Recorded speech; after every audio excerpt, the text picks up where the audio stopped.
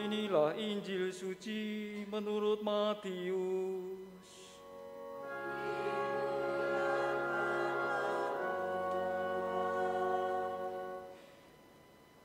Sekali peristiwa, Yesus menyingkir ke daerah Tirus dan Sidon.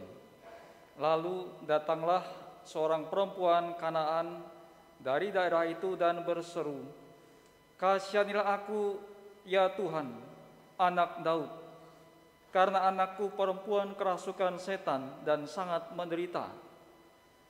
Tapi Yesus sama sekali tidak menjawab.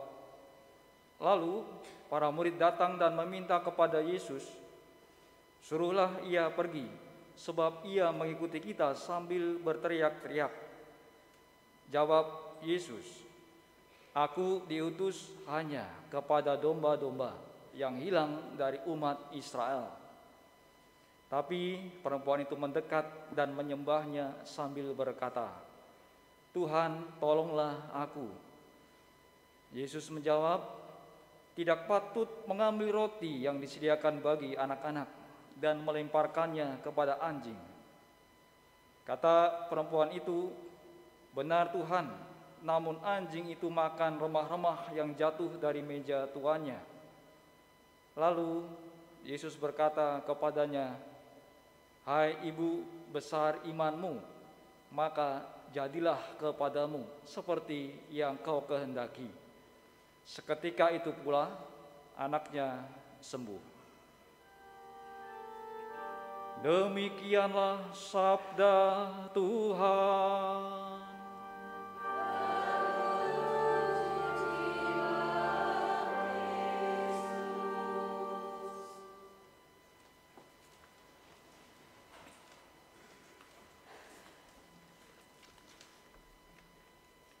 Saudara-saudari, anak-anak yang terkasih, kita disajikan kisah dari Injil, yaitu tentang perempuan Samaria yang minta belas kasihan bagi putrinya yang sakit. Ia minta kepada Yesus, dan dalam permintaannya dia mengatakan demikian, "Kasihanilah aku, ya Tuhan, anak Daud, anakku perempuan kerasukan setan dan sangat menderita." Saudara-saudari sekalian, perempuan Kanaan ini bukan orang Yahudi, namun ia menyebut Yesus sebagai Tuhan dan anak Daud. Anak Daud itu artinya Mesias. Bahkan ia menyembah Yesus dan mengakuinya sebagai Tuhan. Ini sesuatu yang di luar dugaan. Perempuan Kanaan ditampilkan sebagai wakil orang-orang bukan Yahudi yang pada masa Injil ditulis telah mulai percaya kepada Yesus sebagai Kristus atau Mesias dan Tuhan. Dan orang Yahudi itu menganggap orang yang bukan Yahudi itu orang asing. Kemudian dalam kisah tadi dilanjutkan bahwa jawaban Yesus kepada perempuan Kanaan itu demikian, "Tidak patut mengambil roti bagi anak-anak dan melemparkannya kepada anjing." Kaitan dengan roti dan anjing, saya bertanya dan berpikir, apakah waktu zaman Yesus itu anjing itu makan roti? Saya bertanya-tanya, biasa kita tahu anjing makan daging, atau mungkin zaman sekarang di tempat kita mungkin anjing sudah doyan makan roti ya. Roti isi pisang coklat kali ya. Atau roti keju, mungkin yang punya anjing sudah doyan sekarang anjing zaman sekarang. Nah, kaitan dengan anjing juga beberapa waktu lalu sempat viral ya. Anjing itu dirayakan pernikahannya ya. Diberikan baju anjing betina dan juga jantan, lalu ya seperti perayaan pernikahan itu ya. Dan beberapa waktu saya juga melihat tayangan ada anjing yang ketika meninggal itu seperti manusia perlakuannya ya. Dibaringkan di tempat yang khusus ya. Lalu di situ ada orang datang yang seperti melayat ya. Ada juga yang menangis di situ ya. Ada yang menangis seperti menangisi manusia yang meninggal. Lalu di acara itu kemudian ada yang memimpin. Mari berdoa menurut agama dan kepercayaan masing-masing untuk Dogi. Wah, saya kemudian berpikir dan bertanya-tanya, berdoanya seperti apa ya? Apakah berdoa semoga anjing ini diampuni dosa-dosanya dan diterima dalam bahagia di surga? Wah, anjing berarti berdosa ternyata ya. Maka antik menurut saya, aneh sampai ada doa seperti itu. Dan itu nyata Bapak saudara-saudari. Jadi seperti manusia itu meninggal dan juga didoakan di situ. Ini sesuatu keunikan tersendiri. Nah, kaitannya dengan anjing tadi saudara-saudari, sebenarnya ketika Tuhan mengatakan tidak patut mengambil roti bagi anak-anak dan melemparnya kepada anjing, itu sebuah kiasan. Maknanya adalah demikian, roti itu lambang berkat pemerintahan Allah dan zaman Mesias. Yang berhak menerima ialah orang Israel, bukan bangsa-bangsa lain. Inilah pandangan sebagian tradisi Yahudi pada waktu itu. Nah, maka perempuan itu bukan termasuk kalangan Yahudi, maka dia tidak patut menerima karunia. Hanya untuk orang Israel yang patut menerima. Maka tadi Tuhan menyampaikan tidak patut mengambil roti atau berkat bagi orang Israel dan melemparkannya kepada anjing. Orang Yahudi menganggap orang bukan Yahudi itu anjing. Nah, saudara-saudari sekalian, kata-kata anjing tidak bermaksud menggambarkan Yesus itu sebagai orang Yahudi yang kasar, tapi menggambarkan bahwa perempuan Kanaan itu justru sebagai orang yang berbesar hati. Ia tidak sakit hati ataupun putus asa.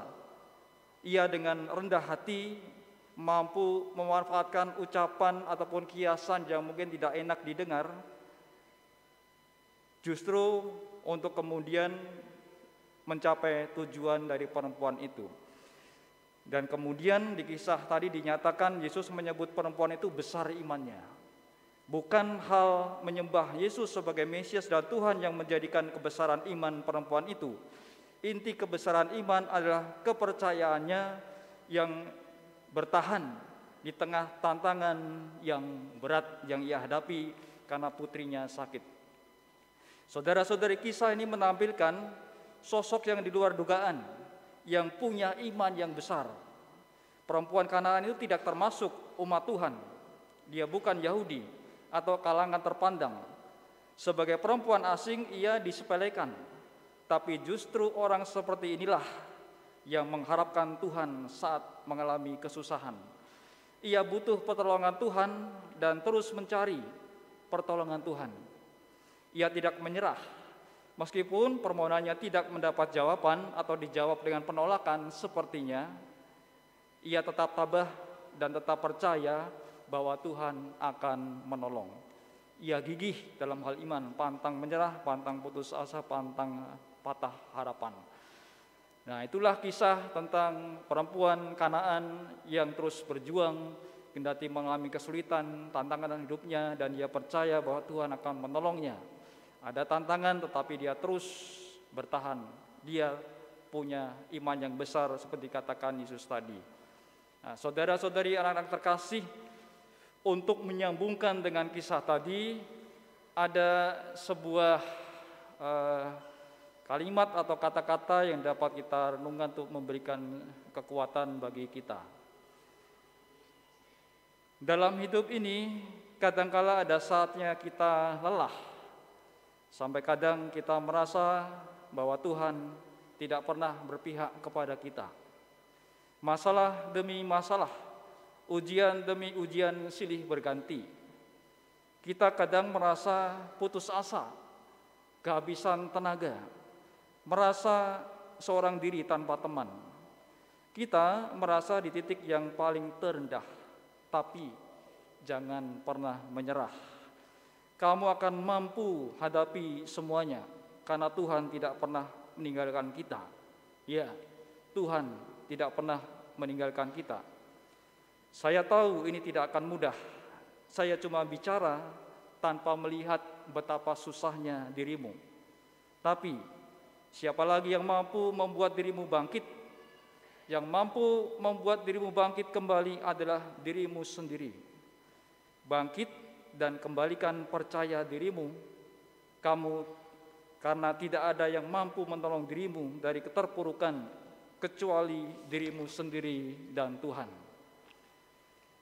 Seekor burung yang hinggap di pohon tidak pernah khawatir akan ranting yang patah, karena kepercayaannya bukan terletak pada ranting, tapi ia selalu percaya terhadap sayapnya sendiri. Para pemenang tidak pernah menjadi lemah terhadap semua masalah yang ia hadapi, karena ia selalu percaya.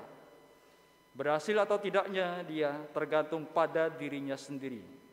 Percayalah, Tuhan selalu menciptakan masalah dan selalu dengan jalan keluarnya. Kegagalan yang terjadi akan membentuk kamu menjadi pribadi yang lebih kuat. Kamu mungkin pernah jatuh berkali-kali, namun yang paling penting adalah bukan pada saat kamu jatuh, tapi bagaimana kamu mampu bangkit lagi pada saat kamu jatuh. Ketika kamu bangkit, percayalah, kamu akan lebih kuat dari sebelumnya. Kamu boleh capek, kamu boleh sakit, kamu boleh menangis, tapi jangan sampai kamu mengizinkan kata menyerah masuk di kepala kamu. Jangan pernah ragukan dirimu, karena Tuhan tidak pernah meragukan kamu. Jangan menyerah. Jika tidak ada pundak untuk bersandar, setidaknya masih ada lantai untuk bersujud. Berdoalah dan janganlah pernah berhenti berharap kepada Tuhan.